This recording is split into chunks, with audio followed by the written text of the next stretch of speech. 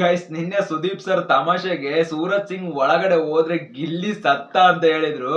ಅದು 100ಕ್ಕೆ 100 ಸತ್ಯ ಅಂತ ಅನಿಸ್ತಿದೆ. ಯಾಕಂದ್ರೆ ನಿನ್ನೆ ಸೂರಜ್ ಸಿಂಗ್ ಮಾತಾಡಿದ್ ನೋಡಿದ್ರೆ ರೆಬೆಲ್ ಆಗಿ ಬರ್ತಾರ ಅನ್ಕೊಂಡ್ರೆ ಲವರ್ ಬಾಯಾಗ್ ಬಂದಿದ್ದಾರೆ. ಅದು ಏನ್ ಲುಕ್ಕು, ಏನ್ ಬಾಡಿ, ಹುಡುಗರು ನಾವೇ ನೋಡ್ತಿದ್ರೆ ನಮಗೇನೆ ಜಲಸ್ ಫೀಲ್ ಆಗ್ತಿದೆ. ಇನ್ನು ಹುಡುಗಿರಿಗೆ ಕ್ರಶ್ ಆಗ್ದಂಗಿರುತ್ತಾ, ನಜ್ಜೆ ಹುಡುಗಿರ್ ಎಲ್ಲಾ ಡೈವರ್ಟ್ ಆಗ್ಬಿಟ್ಟಿದ್ದಾರೆ. ಅದ್ರಲ್ಲೂ ಕಾವ್ಯ ಲುಕ್ ನೋಡ್ತಿದ್ರೆ ಸೂರಜ್ ಸಿಂಗ್ ನ ನೋಡಿದಾಗ ಗಿಲ್ಲಿ ಮಾತ್ರ ಸಾಯೋದ್ ಪಕ್ಕಾ ಗುರು. ಈ ಪ್ರೋಮೋ ನೋಡಿದ್ಮೇಲೆ ನಮ್ಗೆ ಎಷ್ಟೊಂದು ಫೀಲ್ ಆಗ್ತಿದೆ. ನಾವು ಒಳಗಡೆ ಇರೋ ಹುಡುಗರಿಗೆ ಯಾವ ರೇಂಜಿಗೆ ಉರ್ದಿರ್ಬೇಡ. ಪ್ರೋಮೋ ನೋಡ್ಕೊಂಡ್ ಬನ್ನಿ, ನಿಮ್ಗೆ ಗೊತ್ತಾಗುತ್ತೆ.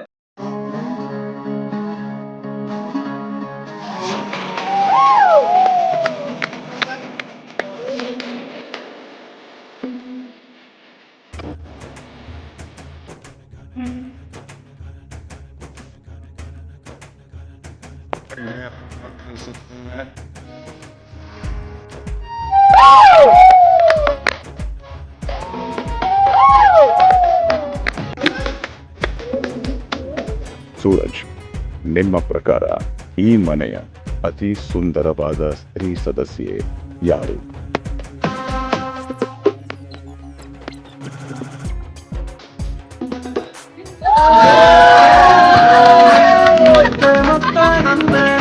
ರಾಶಿಕಾ ಅವ್ರಿಗೆ ಕೊಡ್ತಾ ಇದ್ದೀನಿ.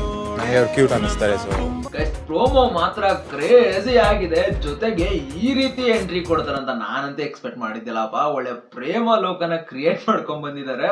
ಅಂಡ್ ಇನ್ನು ಮಿಕ್ಕಿರೋ ಹುಡುಗಿರೆಲ್ಲ ಫುಲ್ಲು ಬ್ಲಶ್ ಆಗಿದ್ದಾರೆ. ಅದ್ರಲ್ಲೂ ಕಾವ್ಯ ಅವರು, ಸ್ಪಂದನ ಅವರು, ರಾಶಿಕ್ ಅವ್ರು ಮಾತ್ರ ಫುಲ್ಲು ಟಾಪ್ ಅಲ್ಲಿ ಇದಾರೆ. ಏನ್ ಗುರು, ಬಿಗ್ ಬಾಸ್ ಮನೆಗೆ ಇಷ್ಟೊಂದು ಸ್ಮಾರ್ಟ್ ಆಗಿರೋರು ಬಂದಿದ್ದಾರೆ.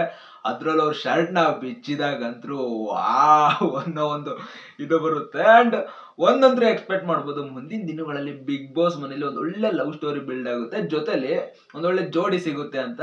ಅಂಡ್ ಅಲ್ಲಿ ಇನ್ನೊಂದು ಅಬ್ಸರ್ವ್ ಮಾಡಿದ್ರ, ಬಿಗ್ ಬಾಸ್ ಇಡೀ ಮನೆಯಲ್ಲಿ ಹೆಣ್ಮಕ್ಳಲ್ಲಿ ಯಾರು ತುಂಬಾ ಸುಂದರವಾಗಿದಾರೆ ಅಂತ ಕೇಳಿದ್ರೆ ಹೋಗಿ ರಾಶಿಕ್ ಅವ್ರಿಗೆ ರೋಸ್ ಕೊಟ್ಟಿದ್ದಾರೆ. ಸೊ ರಾಶಿಕ್ ಅವ್ರ ಮಾತ್ರ ಟಾಪ್ ಅಲ್ಲಿ ಇರ್ತಾರೆ. ಆ ಟಾಪ್ ಅಲ್ಲಿ ಇರೋರ್ನ ಕೆಡೋದಕ್ಕೂ ತುಂಬಾ ಜನ ನೋಡ್ತಾ ಇರ್ತಾರೆ.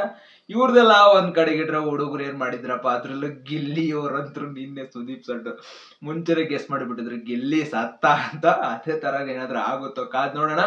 ಇವತ್ತಿನ ಎಪಿಸೋಡ್ ಮಾತ್ರ ನೆಕ್ಸ್ಟ್ ಲೆವೆಲ್ ಇರುತ್ತೆ, ಯಾರು ಮಿಸ್ ಮಾಡ್ಕೋಬೇಡಿ. ಸೊ ನಾನು ಮಿಸ್ ಮಾಡ್ಕೊಳ್ಳಲ್ಲ, ನೋಡ್ತೀನಿ. ಮತ್ತೆ ಮುಂದಿನ ವಿಡಿಯೋದಲ್ಲಿ ಸಿಗೋಣ ಗಾಯ್ಸ್, ಬಾಯ್.